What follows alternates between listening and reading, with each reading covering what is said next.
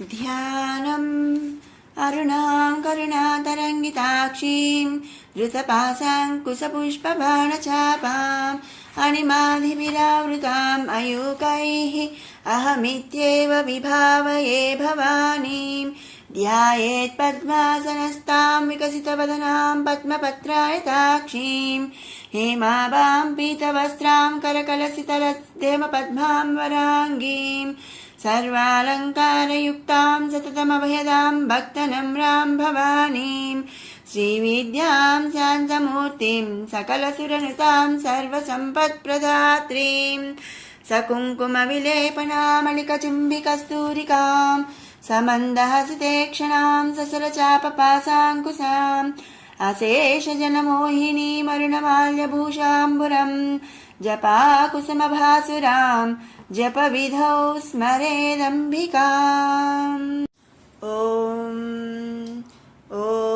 ऐं ह्रीं श्रीं क्लीं श्रीमात्रे नमः। श्रीमाता श्रीमहाराज्ञी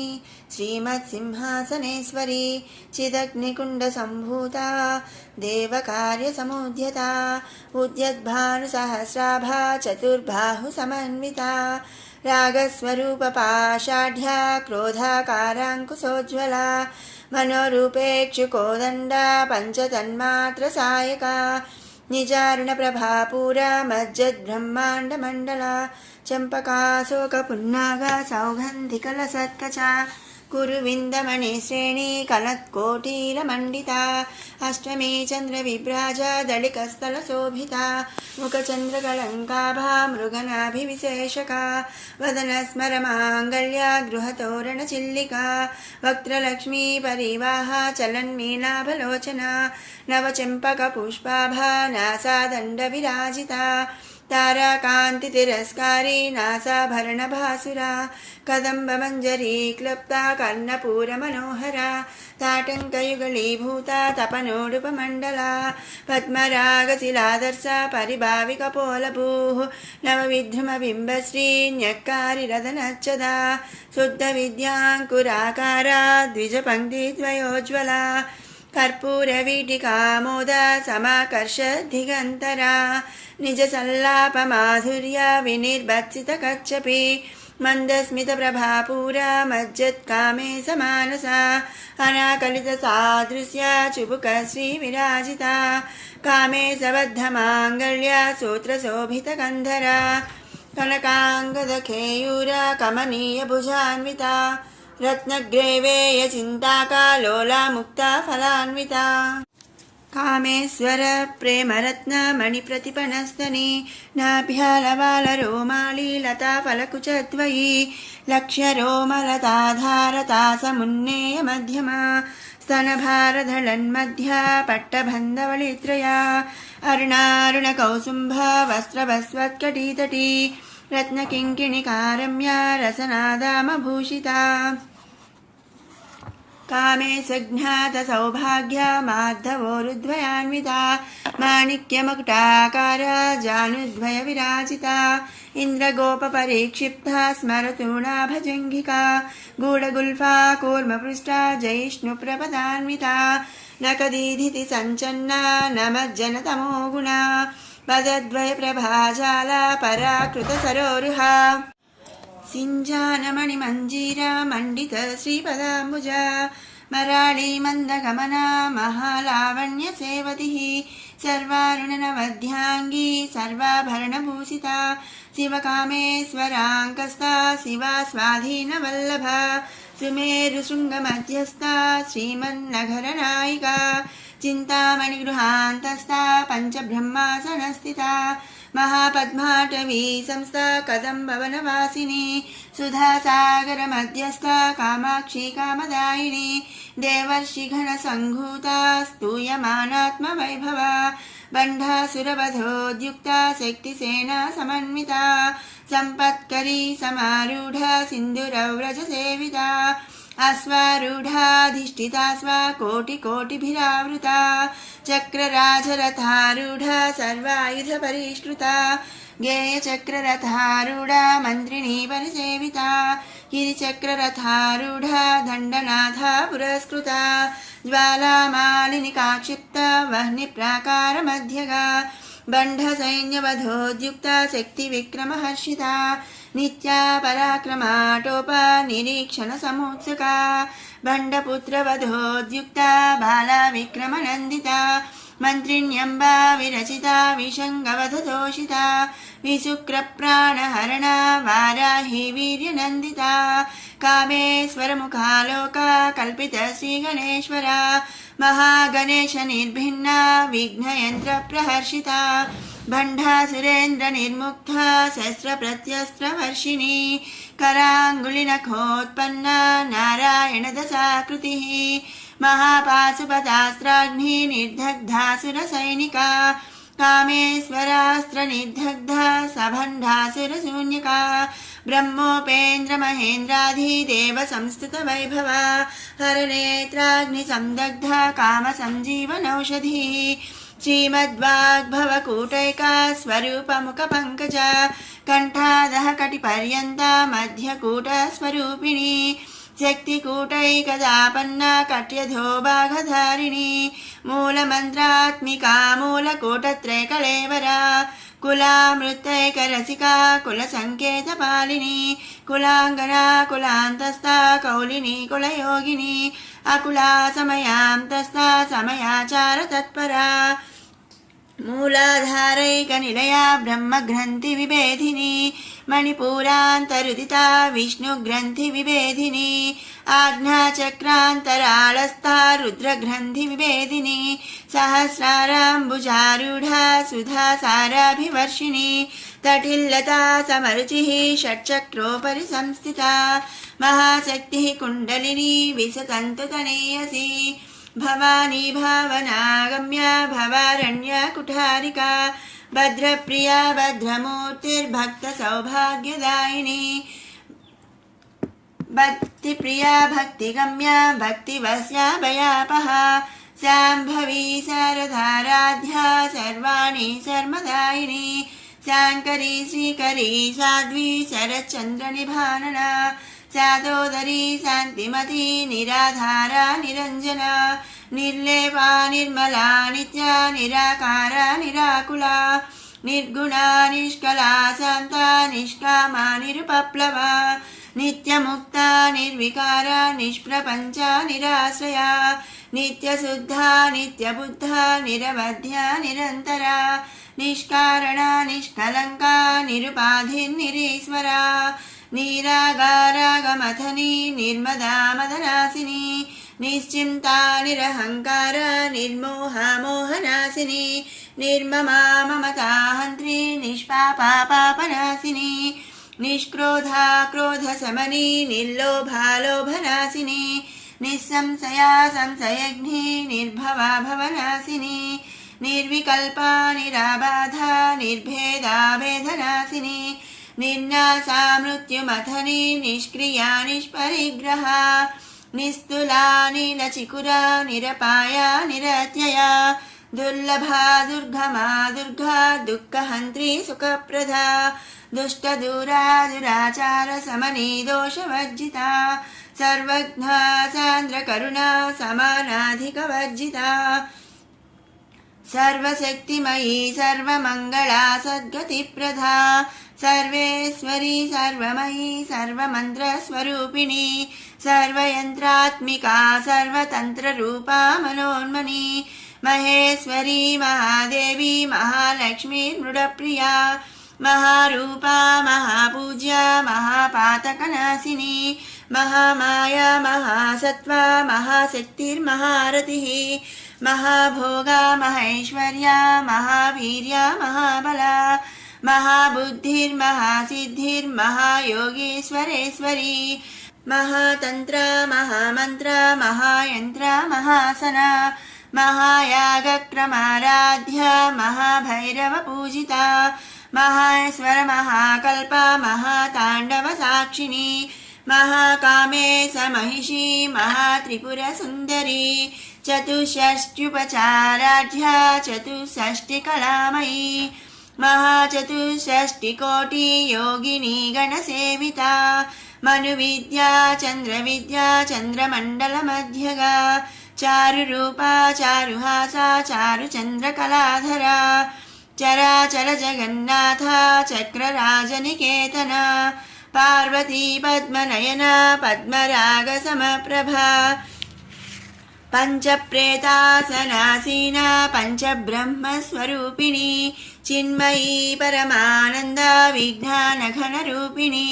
ध्यानध्यातृध्येयरूपा धर्माधर्मविवर्जिता विश्वरूपा जागरिणी स्वपन्ती तैजसात्मिका सुप्ता प्राज्ञात्मिका तुर्या सर्वावस्था विवर्जिता सृष्टिकर्त्री ब्रह्मरूपा गोप्त्री गोविन्दरूपिणी संहारिणी रुद्ररूपा तिरोधानकरीश्वरी सदाशिवानुग्रहदा पञ्चकृत्यपरायणा भानुमण्डलमध्यस्था भैरवी भगवानिनी पद्मासना भगवती पद्मनाभसहोदरी उन्मेषनिमिषोत्पन्ना विपन्नभुवनावलिः सहस्रशीर्षवदना सहस्राक्षी सहस्रपात् आब्रह्मकीटजननी वर्णाश्रमविधायिनी निजाघ्नरूपनिगमा पुण्या पुण्यफलप्रदा श्रुतिसीमन्तसिन्दूरीकृतपादाब्जधूलिका सकलागमसन्दोहा सुक्तिसम्पुटमौक्तिका पुरुषार्थप्रदा पूर्णा भोगिनी भुवनेश्वरी अम्बिकानादिनिधना हरिब्रह्मेन्द्रसेविता नारायणी नादरूपा नामरूपा विवर्जिता ह्रीङ्कारी ह्रीमती हृद्या हेयोपादेयवर्जिता राजराजार्चिता राज्ञी रम्या राजीवलोचना रंजनी रमणीरस्या रणत्किङ्किणीमेखला रमा राकेन्दुवदना रतिरूपा रतिप्रिया रक्षाकरी राक्षसघ्नी रामा रमणलम्पटा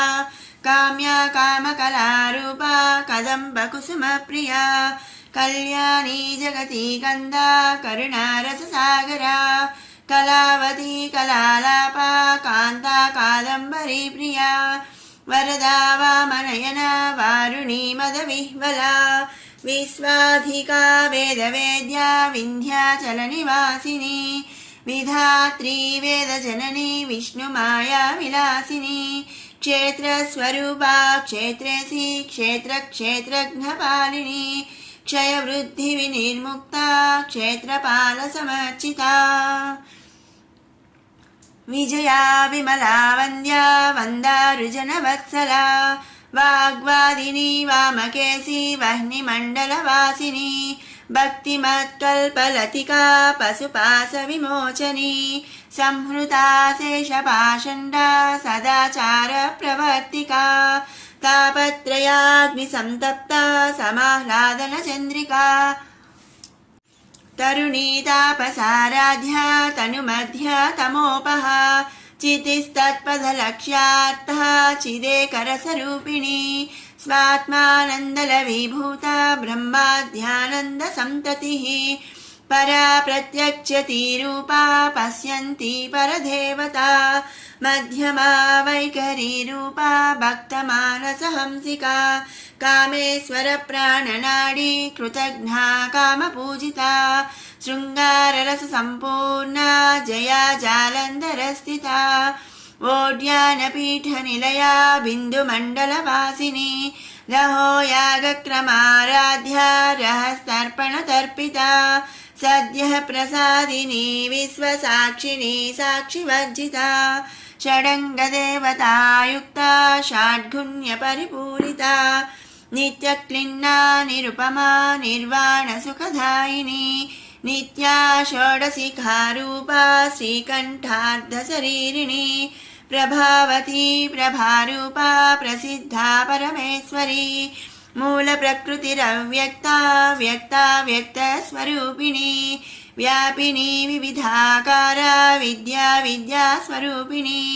महाकामे सनयना कुमुदाह्लादकौमुदी भक्तहार्दतमो भेद भानुमद्भानुसन्ततिः शिवदूती शिवाराध्या शिवमूर्ति शिवङ्करी शिवप्रिया शिवपरा शिष्टेष्टा शिष्टपूजिता अप्रमेया स्वप्रकाशा मनोवाचामगोचरा चिच्शक्तिश्चेतनारूपा जडशक्तिर्जडात्मिका गायत्री व्याहृति सन्ध्या द्विजबृन्दनिषेविता तत्त्वासना तत्त्वमयी पञ्चकोशान्तरस्थिता निस्सीममहिमा नित्ययौवनमदशालिनी मदघूर्णितरक्ताक्षी मदपाटलगण्डभूः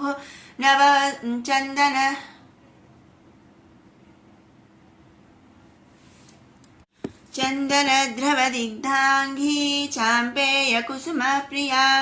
कुशला कोमलाकारा कुरुकुल्लाकुलेश्वरी कुलकुण्डालया कौलमार्घतत्परसेविता कुमारगणनाथाम्बा तुष्टिः पुष्टिर्मतिधृतिः शान्ति स्वस्तिमती कान्तिर्नन्दिनी विघ्ननाशिनी तेजोवती त्रिनयना लोलाक्षी कामरूपिणी मालिनी हंसिनी माता मलयाचलवासिनी सुमुखी नलिनी सुभ्रूः शोभना सुरनायिका कालकण्ठी कान्तिमती क्षोभिनी सूक्ष्मरूपिणी वज्रेश्वरी वामदेवी वयोवस्था विवर्जिता सिद्धेश्वरी सिद्धविद्या सिद्धमाता यशस्विनी विशुद्धिचक्रनिलया रक्तवर्णा त्रिलोचना खट्वाङ्गादिप्रहरणा वदनैकसमन्विता पायसान्नप्रिया त्वक्स्था पशुलोकभयङ्करी अमृतादिमहाशक्ति संवृता डाकिनीश्वरी अनाहताब्जनिलया श्यामा भावदनद्वया संश्रोज्ज्वला क्षमालाधिधरा रुधिरसंस्थिता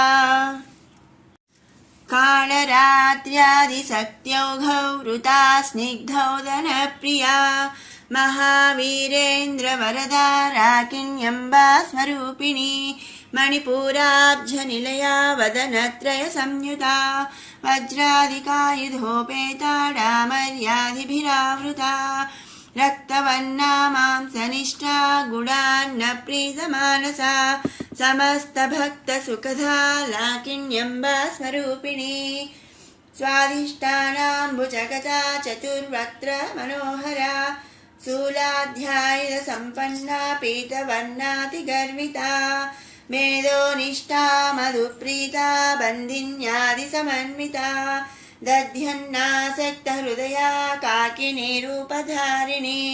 मूलाधाराम्बुजारूढा पञ्चवक्त्रास्ति संस्थिता अंकुशादिप्रहरणा वरदादिनिषेविता मुद्गौधनासक्तचित्ता साकिन्यम्बा स्वरूपिणी आज्ञाचक्राब्जनिलया शुक्लवर्णा षडानना मज्जा संस्था हंसवती मुख्यशक्तिसमन्विता हरिद्रान्नैकरसिका हाकिनी रूपधारिणी सहस्रदलपद्मस्था सर्ववर्णोपशोभिता सर्वायुधधरा शुक्ला संस्थिता सर्वतोमुखी सर्वोदन प्रीतचित्ता याकिन्यम्बा स्वरूपिणी स्वाहा स्वधा मतिर्मेधा श्रुति स्मृतिरनुत्तमा पुण्यकीर्तिः पुण्यलभ्या पुण्यश्रवणकीर्तना पुलोमजार्चिता बन्धमोचनी बन्धुरालका विमत्सरूपिणी विद्या वियदादिजगत्प्रसूः सर्वव्याधिप्रशमनी सर्वमृत्युनिवारिणी अग्रगण्या चिन्त्यरूपा कलिकल्मषनाशिनी कात्यायनी कालहन्त्री कमलाक्षनिषेविता ताम्बूलपूरितमुखी दाडिमी कुसुमप्रभा मृगाक्षी मोहिनी मुख्या मृढानी मित्ररूपिणी नित्यतृप्ता भक्तनिधि नियन्त्री निकलेश्वरी मैत्र्यादिवासनालभ्या महाप्रलयसाक्षिणी पराशक्ति परानिष्ठा प्रज्ञानघनरूपिणी माध्वीपानालसामत्ता मातृकावर्णरूपिणी महाकैलासनिलया मृणाला मृदुदोर्लता महनीया दयामूर्तिः महासाम्राज्यशालिनी आत्मविद्या महाविद्या श्रीविद्या कामसेविता श्रीषोडशाक्षरी विद्या त्रिकूटा कामकोटिका कटाक्ष किङ्करीभूता कमला कोटिसेविता शिरस्थिता चन्द्रनिभा फालस्तेन्द्रधनुप्रभा हृदयस्तारविप्रख्या त्रिगुणान्तरदीपिका दाक्षायणी दैत्यहन्त्री दक्षयज्ञविनाशिनी दरान्दोलितदीर्घाक्षी दरहासोज्ज्वलोन्मुखी गुरुमूर्तिर्गुणनिधिर्गोमाता गुहजन्मभूः देवेशी दण्डनीतिस्था दहराकाशरूपिणी प्रतिपन्मुख्यराकान्ता तिथिमण्डलपूजिता कलात्मिका कलानाथा काव्यालापविमोदिनी सचामररमावाणी सव्यदक्षिणसेविता आदिशक्तिरमेयात्मा परमा पावनाकृतिः अनेककोटिब्रह्माण्डजननी दिव्यविग्रहा क्लीङ्कारी केवला गुह्या कैवल्यपददायिनी त्रिपुरा त्रिजगद्वन्द्या त्रिमूर्तिस्त्रिदशेश्वरी त्र्यक्षरी दिव्यगन्धाढ्या सिन्दूरतिलकाञ्चिता उमा शैलेन्द्रतनया गौरी गन्धर्वसेविता विश्वगर्भा स्वर्णगर्भा वरदा वागधीश्वरी ध्यानगम्या परिच्छेद्या ज्ञानदा ज्ञानविग्रहा सर्ववेदान्तसंवेद्या सत्यानन्दस्वरूपिणी लोपामुद्रार्चिता लीला क्लुप्ता ब्रह्माण्डमण्डला अदृश्यादृश्यरहिता विज्ञात्री वेद्यवर्जिता योगिनी योगदा योग्या योगानन्दा युगन्धरा इच्छाशक्ति ज्ञानशक्ति क्रियाशक्ति स्वरूपिणी सर्वाधारा सुप्रतिष्ठा सदसद्रूपधारिणी अष्टमूर्तिरजा जैत्री लोकयात्रा विधायिनी एकाकिनी भूमरूपा निर्द्वैताद्वैतवर्जिता अन्नदा वसुधा वृद्धा ब्रह्मात्म्यैकस्वरूपिणी बृहती ब्राह्मणी ब्राह्मी ब्रह्मानन्द बलिप्रिया भाषारूपा बृहत्सेना भावा भावविवर्जिता सुखाराध्या शुभकरी शोभना सुलभागतिः राजराजेश्वरी राज्यदायिनी राज्यवल्लभा राजत्कृपा राजपीठ निवेशित निजाश्रिता राज्यलक्ष्मीः कोशनाथा चतुरङ्गबलेश्वरी साम्राज्यदायिनी सत्यसन्धा सागरमेखला दीक्षिता दैत्यशमनी सर्वलोकवशङ्करी सर्वार्धदात्री सावित्री सच्चिदानन्दरूपिणी देशकाला परिच्छिन्ना सर्वगा सर्वमोहिनी सरस्वती सहस्रमयी गुहाम्बा गुह्यरूपिणी सर्वोपाधिविनिर्मुक्ता सदाशिवपतिव्रता सम्प्रदायेश्वरी साध्वी गुरुमण्डलरूपिणी कुलोत्तीर्णा भगाराध्या माया मधुमतीमही गणाम्बा गुह्यकाराध्या कोमलाङ्गी गुरुप्रिया स्वतन्त्रा सर्वतन्त्रेशी दक्षिणामूर्तिरूपिणी सनकादिसमाराध्या शिवज्ञानप्रदायिनी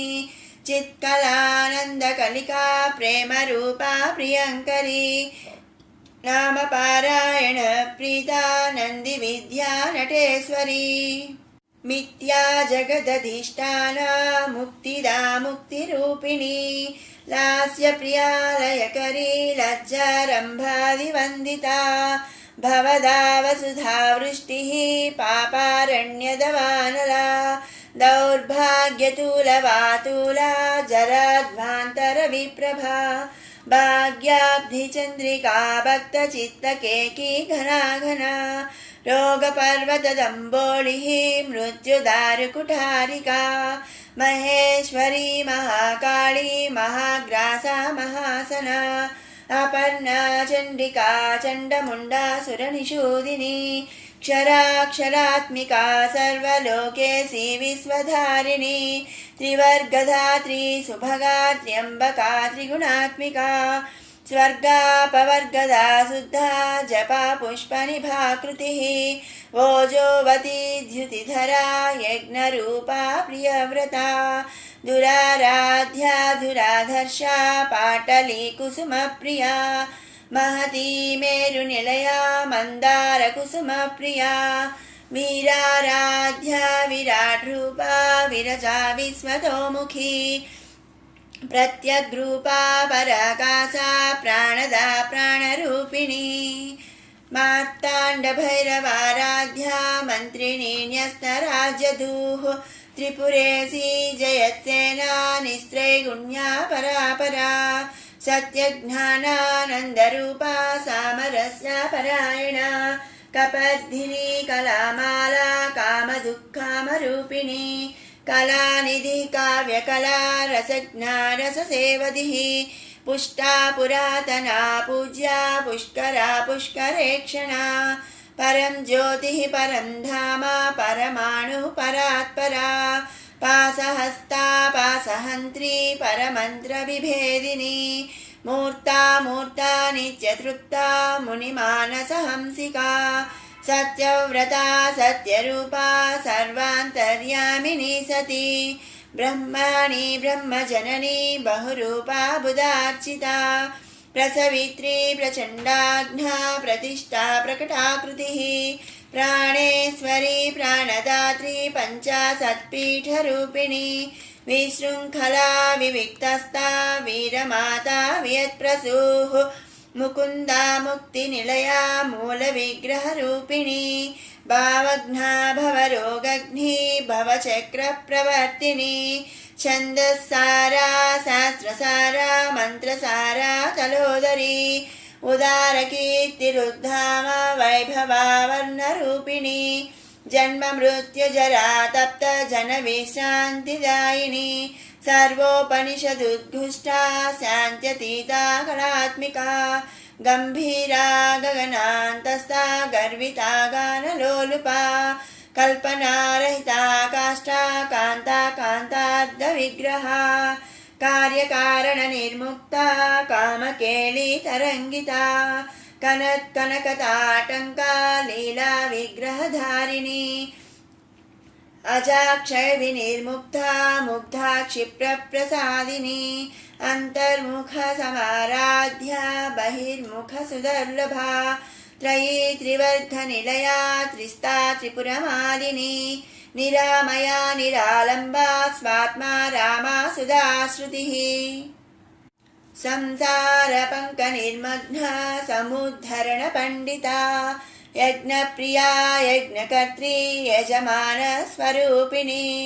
धर्माधाराधनाध्यक्षा धनधान्यविवर्धिनी विप्रप्रिया विप्ररूपा विश्वभ्रमणकारिणी विश्वग्रासा विद्रुमाभा वैष्णवी विष्णुरूपिणी अयोनिर्योनिनिलया कूटस्था कुलरूपिणी वीरगोष्ठी प्रिया वीरा नैष्कर्म्यानादरूपिणी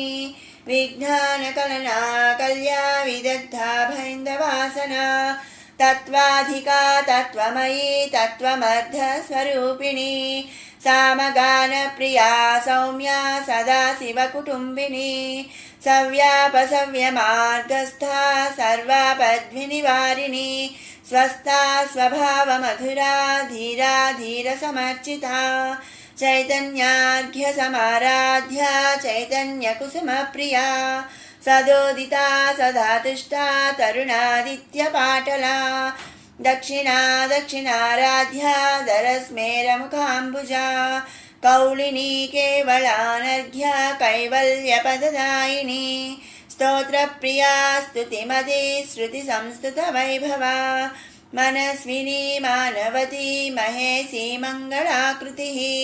विश्वमाता जगद्धात्री विशालाक्षी विरागिणी प्रगल्भा परमोदारा परामोदा मनोमयी व्योमकेशी विमानस्था वज्रिणी वामकेश्वरी पञ्चयज्ञप्रिया पञ्चप्रेतमञ्चाधिसायिनी पञ्चमी पञ्चभूतेशी पञ्चसङ्ख्योपचारिणी शाश्वती शाश्वतैश्वर्या सर्वदा शम्भुमोहिनी धराधरसुता धन्या धर्मिणी धर्मवर्धिनी लोकातीता गुणातीता सर्वातीता समात्मिका बन्धुककुसुमप्रज्ञा बाला लीलविनोदिनी सुमङ्गली सुखकरी सुवेशाढ्या सुवासिनी सुवासिन्यर्चनप्रीता शोभना शुद्धमानसा बिन्दुतर्पणसन्तुष्टात् पूर्वजा त्रिपुराम्बिका दशमुद्रा समाराध्या त्रिपुरा श्रीवशङ्करी ज्ञानमुद्रा ज्ञानगम्या ज्ञानज्ञेयस्वरूपिणी योनिमुद्रा त्रिखण्डेशी त्रिगुणाम्बा त्रिकोणगा अनघाद्भुतचारित्रा वाञ्छितार्थप्रदायिनी अभ्यासातिशयज्ञाता षडद्वातीतरूपिणी अव्याजकरुणामूर्तिः अज्ञानध्वान्तदीपिका आबालगोपविदिता सर्वानुल्यङ्गशासना श्रीचक्रराजनिलया श्रीमत्त्रिपुरसुन्दरी आबालगोपविदिता सर्वानुल्लङ्गशासना श्रीचक्रराजनिलया श्रीमत्त्रिपुरसुन्दरी श्रीशिवा शिवशक्त्येकरूपिणी ललिताम्बिका एवं श्रीललितादेव्या नाम्नां सहस्रकं जगुः इति श्रीब्रह्माण्डपुराणे उत्तरखण्डे श्रीहयग्रीवागस्त्यसंवादे श्रीललितारहस्यनामसाहस्रस्तोत्रकथनं नाम द्वितीयोऽध्यायः समाप्तम्। सर्वं श्रीललितापरदेवतार्पणमस्तु। उत्तरपीठिका। हयग्रीव उवाच इत्येतन्नाम साहस्रं कथितं ते घटोद्भवा रहस्यानां रहस्यं च ललिता प्रीतिदायकम् अनेन सदृशं स्तोत्रं न भूतं न भविष्यति सर्वरोगप्रशमनं सर्वसम्पत्प्रवर्धनं सर्वापमृत्युशमनं कालमृत्युनिवारणं सर्वाज्वरार्तिशमनं दीर्घायुष्यप्रदायकं पुत्रप्रथमपुत्राणां पुरुषार्थप्रदायकम् इदं विशेषात् श्रीदेव्या स्तोत्रं प्रीतिविधायकं जपे नित्यं प्रयत्नेन ललितोपाप्रास्थितत्परः प्रातः स्नात्वा विधानेन सन्ध्याकर्म समाप्य च पूजागृहं ततो गत्वा चक्रराजं समर्चयेत् विद्यां जपेत् सहस्रं वा त्रिशतमेव वा रहस्यनाम साहस्रमिदं पश्चात् पठेन्नरः जन्म मध्ये सकृच्चापि य एतत्पठते सुधीः तस्य पुण्यफलं वक्ष्ये शृणुत्वं कुम्भसम्भव गङ्गादिसर्वतीर्थेषु यः स्नायात् कोटिजन्मसु कोटिलिङ्गप्रतिष्ठां च यः कुर्यादविमुक्तके कुरुक्षेत्रे तु यो दद्यात् कोटिवारं रविग्रहे कोटिं सुवर्णभाराणां श्रोत्रियेषु द्विजन्मसु यः कोटिं हयमेधानामाहवेरेद्घां गरोधसि आचरेत् कूपकोटिर्यो निर्जले मरुभूतले दुर्भिक्षे यः प्रतिदिनं कोटिब्राह्मणभोजनं श्रद्धया परया कुर्यात् सहस्रपरिवत्सरान् तत्पुण्यं कोटिगुणितं भवेत् पुण्यमनुत्तमम् रहस्यनाम साहस्रे नाम्नोऽप्येकस्य कीर्तनात् रहस्यनाम साहस्रे नामैकमपि यः पठेत् तस्य पापानि नश्यन्ति महान्त्यपि न संशयः नित्यकर्माननुष्ठानान् निषिद्धकरणादपि यत्पापं जायते पुंसां तत्सर्वं नश्यति ध्रुवम् बहुनात्र किमुक्तेन शृणुत्वं कुम्भसम्भव अत्रैकनाम्नो या शक्तिः पातकानां निवर्तने तन्निवर्त्यमघं कर्तुं नालं लोकाश्चतुर्दश यस्त्यक्त्वा नाम सहस्रं पापहानिमभीप्सति स हि सीदनिवृत्त्यर्थं हिमशैलं निषेवते भक्तो यः कीर्तयेन्नित्यमिदं नाम सहस्रकं तस्मै श्रीललितादेवी प्रीत्याभीष्टं प्रयच्छति अकीर्तयन्निदं स्तोत्रं कथं भक्तो भविष्यति नित्यं संकीर्तनासक्तः कीर्तयेत् पुण्यवासरे संक्रान्तौ विघवे चैव स्वजन्मत्रितये नवम्यां वा चतुर्दश्यां सितायां शुक्रवासरे कीर्तयेन्नाम सहस्रं पौर्णमास्यां विशेषतः पौर्णमास्यां चन्द्रबिम्बे ध्यात्वा श्रीललिताम्बिकां पञ्चोपचारैः सम्पूज्य पठेन्नाम सहस्रकं सर्वे रोगाः प्रणश्यन्ति दीर्घायुष्यं च विन्दति अयमायुष्करो नाम प्रयोगः कल्पचोदितः ज्वरार्तं शिरसि स्पृष्ट्वा पठेन्नाम सहस्रकं तत्क्षणात् प्रशमं याति शिरस्तोदो ज्वरोऽपि च सर्वव्याधिनिवृत्त्यर्थं स्पष्ट्वा भस्म जपेदिदं तद्भस्मधारणादेव नश्यन्ति व्याधयः क्षणात् जलं सम्मन्त्र्य कुम्भस्थं नाम सहस्रतो मुने अभिषिञ्चेत् ग्रहग्रस्तान् ग्रहा नश्यन्ति तत्क्षणात् सुधासागरमध्यस्थान् ध्यात्वा श्रीललिताम्बिकाम् यः पठेन्नाम सहस्रं विषं तस्य विनश्यति वन्द्यानां पुत्रलाभाय नाम सहस्रमन्त्रितं नवनीतं प्रदध्यातु पुत्रलाभो भवेत् ध्रुवम् देव्या पासेन सम्बद्धा माकृष्टामङ्कुशेन च ध्यात्वाभीष्टां स्त्रियं रात्रौ जपेन्नाम सहस्रकम् आयाति स्वसमीपं सा यद्यपयन्तः पुरं गता राजाकर्षणकामश्चेद् राजा वसथ दिग्मुखः त्रिरात्रं यः पठेदेते श्रीदेवी ध्यानतत्परः स राजा पारवस्येन तुरङ्गं वामतङ्गजम् आरुह्यायाति निकटं दासवत् प्रणिपत्य च तस्मै राज्यं च कोशं च दधात्येव वसंगतः रहस्य नाम सहस्रं यः कीर्तयति नित्यसः तन्मुखालोकमात्रेण मुह्ये लोकत्रयं मुने यस्त्विदं नाम सहस्रं सकृत् पठिति भक्तिमान् तस्य ये शत्रवस्तेषां निहन्ता सरभेश्वरः यो वाभिचारं कुरुते नाम सहस्रपाठके निवर्त्य तत्क्रियां हन्यात् तं वै प्रत्यङ्गिरा स्वयं ये क्रूरदृष्ट्वा वीक्ष्यन्ते नाम सहस्रपाठकम् तानन्धान् कुरुते क्षिप्रं स्वयं मार्ताण्डभैरवः धनं यो हरते चोरैर्नाम सहस्रजापिनः यत्र कुत्र स्थितं वापि क्षेत्रपालो निहन्ति तं विद्यासु कुरुते वादं यो विद्वान् नाम जापिनः तस्य वाक्स्तम्भनं सद्यः करोति न कुलेश्वरी यो राजा कुरुते वैरं नाम सहस्रजापिनः चतुरङ्गबलं तस्य दण्डिनी संहारेत् स्वयं यः पठेन्नाम सहस्रं षण्मासं भक्तिसंयुतः लक्ष्मींश्चाञ्चल्यरहिता सदा तिष्ठति तत्गृहे मासमेकं प्रतिदिनं त्रिवारं यः पठेन्नरः भारती तस्य जिह्वाग्रे रङ्गे नृत्यति नित्यसः यस्त्वेकवारं पठति पक्षमात्रमतन्द्रिक्तः मुह्यन्ति कामवसगा मृगाक्ष्यस्तस्य वीक्षणात् यः पठेन्नाम सहस्रं जन्म मध्ये सकृन्नरः तद्दृष्टिगोचराः सर्वे मुच्यन्ते सर्वकिल्बिषैः यो वेत्ति नाम सहस्रम् तस्मै देयम् द्विजन्मने अन्नं वस्त्रम् धनं धान्यम् नान्येभ्यस्तु कदाचन श्रीमन्त्रराजम् यो वेत्ति श्रीचक्रम् यः समर्च्यति यः कीर्तयति नामानि तं सत्पात्रम् विदुर्बुधाः तस्मै देयम् प्रयत्नेन श्रीदेवी प्रीतिमिच्छता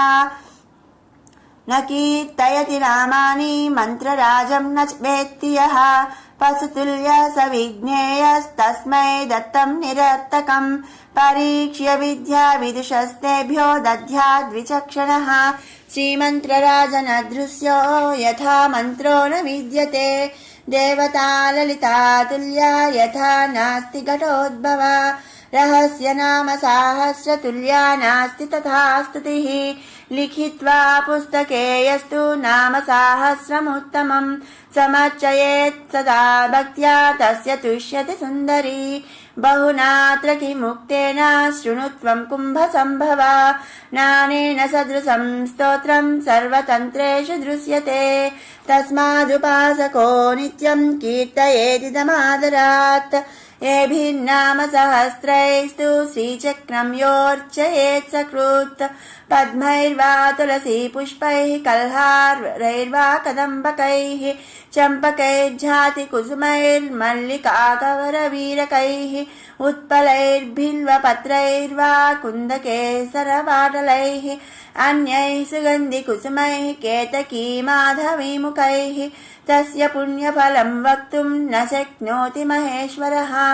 सा वेत्ति ललिता देवी स्वचक्रार्चनघम् फलम् अन्ये कथम् विजानीयर्ब्रह्माद्यः स्वल्पमेधनः प्रतिमासम् पौर्णमास्यामेभिर्नाम सहस्रकैः रात्रौ यश्चक्रराजस्तामर्चयेत् परदेवताम् न स एव ललितारूपस्तद्रूपा ललिता स्वयम् न तयोर्विद्यते भेदो भेदकृत् पापकृत् भवेत्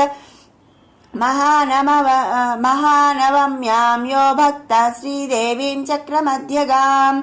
अर्चयेन्नाम सहस्रैस्तस्य मुक्तिः करे स्थिता यस्तु नाम सहस्रेण शुक्रवारे समर्चयेत् चक्रराजे महादेवीं तस्य पुण्यफलं शृणु सर्वान् कामानवाप्येह सर्वसौभाग्यसंयुतः पुत्रपौत्रादिसंयुक्तो भुक्त्वा भोगान् नथेप्सितान् अन्ते श्रीललिता देव्या सायुज्यमतिदुर्लभम् प्रार्थनीयम् शिवाध्यैश्च प्राप्नोत्येव न संशयः यः सहस्रम् ब्राह्मणानामेभिर्नाम सहस्रकैः समर्च्य भोजयेद्भक्त्या पायसा पूपषड्रसैः तस्मै प्रीणाति ललिता स्वसाम्राज्यम् प्रयच्छति न तस्य दुर्लभम् वस्तु त्रिषु लोकेषु विद्यते निष्कामः कीर्तयेद्यस्तु नाम सहस्रमुत्तमम् ब्रह्मज्ञानमवाप्नोति येन मुच्येत बन्धनात् धनार्थी धनमाप्नोति यशोर्थी चाप्नुयादृशः विद्यार्थी चाप्नुयाद्विद्याम् नाम सहस्रकीर्तनात् नानेन सदृशम् स्तोत्रम् भोगमोक्षप्रदम् मुने कीर्तनीयमिदम् तस्मात् भोगमोक्षार्थिभिर्नरैः चतुराश्रमनिष्ठैश्च कीर्तनीयमिदम् सदा स्वधर्मसमनुष्ठान वैकल्यपरिपूर्तये कलौ पापैकबहुले धर्मानुष्ठानवर्जिते नाम सङ्कीर्तनम् मुक्त्वा नृणाम् नान्यत्परायणम् लौकिकाद्वचनान् मुख्यम् विष्णुनामानुकीर्तनम् विष्णुनाम सहस्रच्च शिवनामैकमुत्तमम् शिवनाम सहस्राच्च देव्या नामैकमुत्तमम् देवी नाम सहस्राणि कोटिशः सन्ति कुम्भजा तेषु मुख्यम् दशविधम् नाम सहस्रमुच्यते गंगा भवानी गायत्री काली लक्ष्मी सरस्वती राजराजेश्वरी बाला श्यामला ललिता दशा रहस्य नाम सहस्रमिदम् शस्तम् दशस्वपि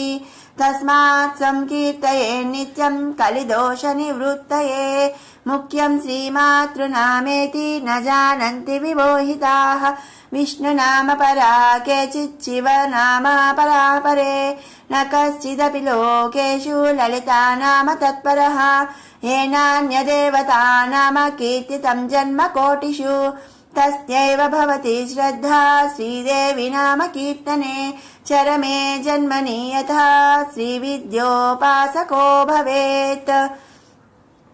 नाम साहस्रपाठश्च तथा चरम जन्मनि यथैव विरला लोके श्रीविद्या राजवेदिनः तथैव विरलो गुह्य नाम साहस्रकपाटकः मन्त्रराजजपश्चैव चक्रराजार्चनं तथा रहस्य नाम पाठश्च नाल्पस्य तपस फलम् अपठन्नाम सहस्रं प्रीणयेद्यो महेश्वरीं चक्षुषा विना रूपं पश्येदेव विमूढरीः रहस्य नाम सहस्रं त्यक्त्वा यः सिद्धिकामुकः स भोजनं विना नूनं क्षुन्निवृत्तिमभीप्सति यो भक्तो ललिता देव्या स नित्यं कीर्तयेदिदम् नान्यथा प्रीयते देवी कल्पकोटिशतैरपि तस्माद्रहस्य नामानि श्रीमातुः प्रयतः पठेत् इति ते कथितं स्तोत्रं रहस्यं कुम्भसम्भवा न विद्या वेदिने ब्रूयान्न भक्ताय कदाचन यथैव गोप्या श्रीविद्या तथा गोप्यमिदं मुने पशुतुल्येषु न ब्रूयाज्ञानेषु स्तोत्रमुत्तमम् यो ददाति विमूढात्मा श्रीविद्यारहिताय च तस्मै कुप्यन्ति योगिन्यः सोऽनत्तः सुमहान् स्मृतः रहस्य नाम सहस्रं तस्मात् संगोपयेदिदम् स्वातन्त्रेण यमया नोक्तुं तवापि कलशोद्भवा ललिता प्रेरणेनैव यो मयोक्तं स्तोत्रमुत्तमम् तेन तुष्टा महादेवी तवाभीष्टं प्रदास्यति श्रीसूत उवाच इत्युक्त्वा श्रीहयग्रीवोऽध्यात्य श्रीललिताम्बिकाम् आनन्दमग्नहृदयः सद्यः पुलकितोऽभवत् इति श्रीब्रह्माण्डपुराणे उत्तरखण्डे श्रीहयग्रीवागस्त्यसंवादे श्रीललितासहस्रनामस्तोत्रफलनिरूपणं नाम तृतीयोऽध्यायः सम्पूर्णम्।